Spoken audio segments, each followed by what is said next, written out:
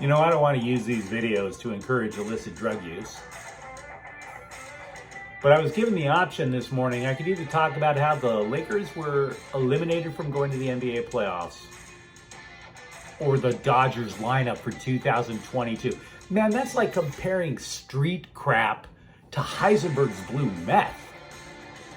If you watch Dodger baseball, if you're a fan, you are going to get addicted to this blue meth lineup. I am James. This is your daily dose of sports and snark for the greatest sports city in the world, Los Angeles. This is Faithful Angelenos. It is April 6, 2022. I am stuck in Des Moines for 2 more days before my work contract ends. We've been doing content now for a little more than a month. If you like what you've seen, clickety-clack the like button. Clickety-clack the subscribe button. There's a notifications bell. Hit that. We come out with a new video between 9 and 10 a.m. every day, West Coast time. Feel free to comment on the videos. I'm not God. I don't know everything. And sharing is caring. Let people know we exist. Before we talk to the glorious blue lineup, the Big Blue Wrecking Crew, let's go with scoreboard and news and notes. Phoenix did eliminate the Lakers from the possibility of going to the playoffs last night, 121-110, and tonight the Clippers will play Phoenix at 8 o'clock. News and notes will start off with the Lakers. Russell Westbrook claims his plan is to return to the Lakers next year. Stop lying, it's not. You want out, we understand, you know it, I know it, we all know it, stop it. Also, hey, you know somebody who does want to return to the Lakers? Kendrick Nunn. Yeah, he has a player option for the contract for next year. He took it. And you want to know why? Because he hasn't played a single game this year and still got paid $5 million. It's kind of like those Facebook memes. Hey, would you spend a year on a deserted island for $10 million? Hey, would you want to be signed to a contract for the Lakers and do nothing for an entire year and get 5? Of course. Of course. Where do you sign up? The Rams had a press conference a couple of days ago to introduce their new linebacker, Bobby Wagner. And of course, the national press, they're so simple-minded. They ask, oh, hey, what's it going to be like to play Seattle twice a year? And, oh, hey, you're joining a star-studded defense. Isn't that great? Then the coaches took over and they talked about it schematically. They didn't mention stars. They didn't mention the Seahawks. You heard it here first a couple of weeks ago. This is about the 49ers. They talked about stopping Deebo Samuel. A run-stuffing linebacker, Bobby Wagner. The one weakness the Rams had in the NFC West last year was the Niners. You heard it here first. The sports writers still haven't caught up on it. You're welcome, people. Bobby Wagner is here, not to replace Von Miller. He's there to stop the Niners. By the way, the Rams also added a punter, Riley Dixon. I don't know punting. I can't tell you a thing. Clipper news, maybe Norman Powell returns. He's practicing again. The world still spins on its axis. The Chargers have lost tight end Steven Anderson. He signs with Arizona, and dog bites man in related news. Yes, I went through this whole thing quickly so I could get to the glorious lineup. Now, I'll be honest with you up front, I wasn't too keen on the Freddie Freeman signing because of the length of it. He'll be like super old in terms of being a playing age by the time it's done. But let's put that to the side for now. There are many people who are saying there is the possibility that the Dodgers might have the greatest lineup in baseball history. I'm not sure because, of course, they haven't played any games yet. But I want to start building the case as to how. Because to me, one of the most, if you're talking about dangerous lineups of all time, you're thinking things like the 80s St. Louis Cardinals, who put up a ton of runs, the Big Red Machine at the 70s, the Yankees Murderers Row of 1927 and whatnot. I would argue that the Dodgers have a significantly more versatile lineup than any one of those lineups in terms of speed, average, and power. Because like you take the Reds, the Big Red Machine, for example, yeah, you had speed with Morgan and Concepcion, but you didn't necessarily get speed from anybody else in the lineup, not Johnny Bench. They had a lot of power, absolutely, But in terms of versatility, all of those players also had distinct roles. Same for the Yankees. Okay, you didn't see Babe Ruth playing shortstop, right? And regarding the Cardinals, that team was definitely built for speed, speed, speed on top of speed, because they played half their games at Busch Stadium when it was an AstroTurf field. But let's look at the here and now. I went through a whole bunch of reports to try to get the idea of how to encapsulate just how ridiculously strong this lineup is. And I think the best thing I can do is to talk about the Athletic. See, about a week or so ago, they came out with a list of the top 125 hitters, okay, in all of baseball. And to give you an idea, the Dodgers traded away A.J. Pollock last week to get a closer. If they had kept A.J. Pollock, all 9 hitters in the Dodgers lineup would have been in the top 125. No other team came close to that, would have come close. There are 3 teams with 7. The Dodgers would have had 9.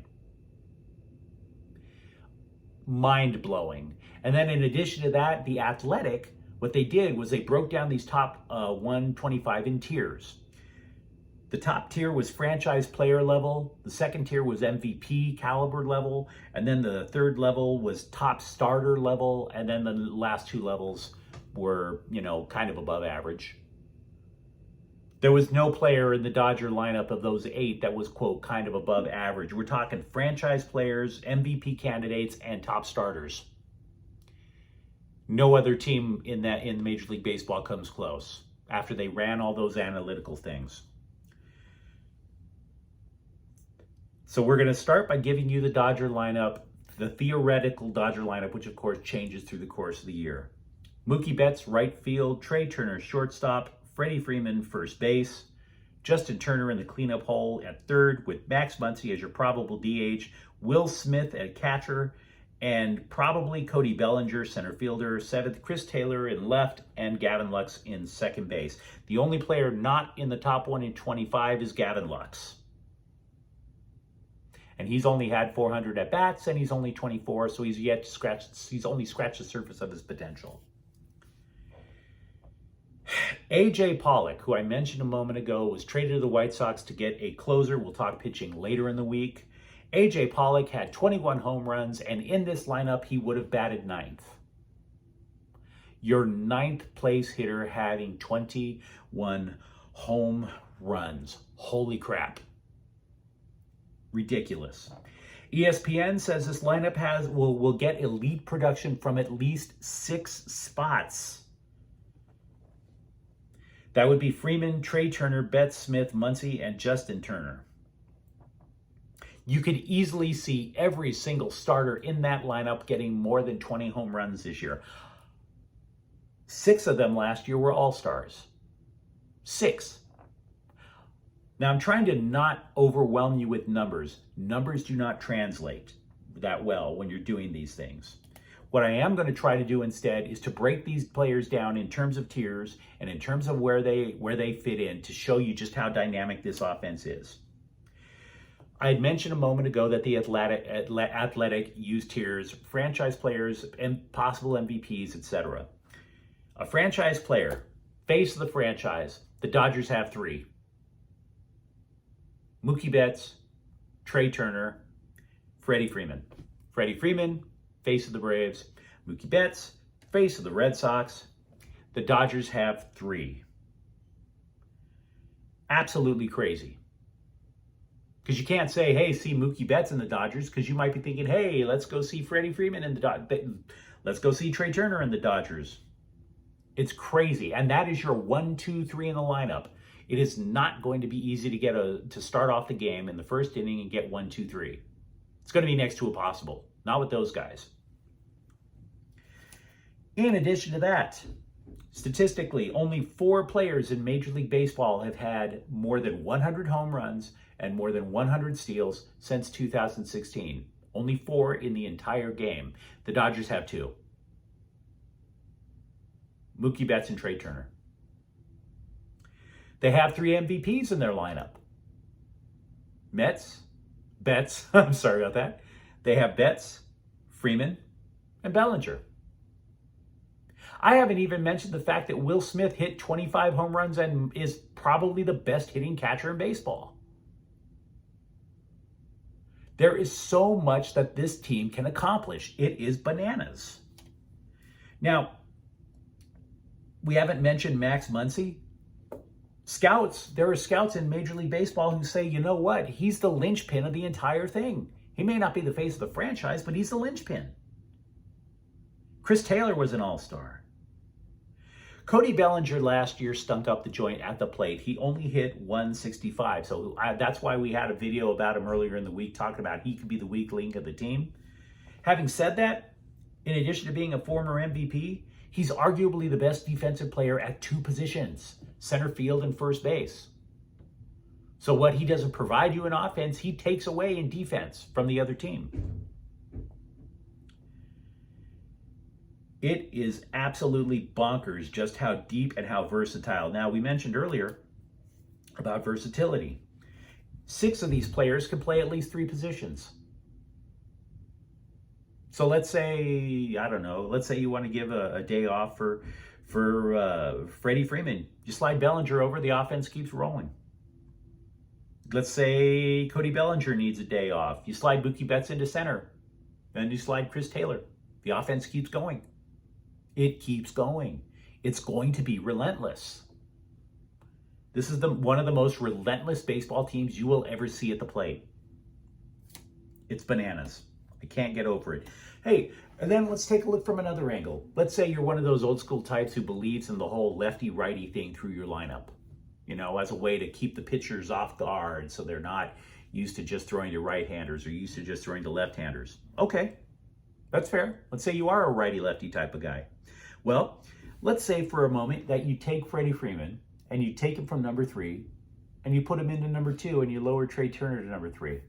What do you have? Right-handed hitting Mookie Betts leading off, followed by left-handed hitting Freddie Freeman, right-handed hitting Trey Turner, Max Muncy, lefty, Justin Turner, righty, Will Smith, lefty. And oh, by the way, Cody Bellinger is also a lefty, so you can slide him pretty much wherever you want between Chris Taylor and Gavin Lux. There is no bleeping way for a pitcher to get comfortable against this lineup.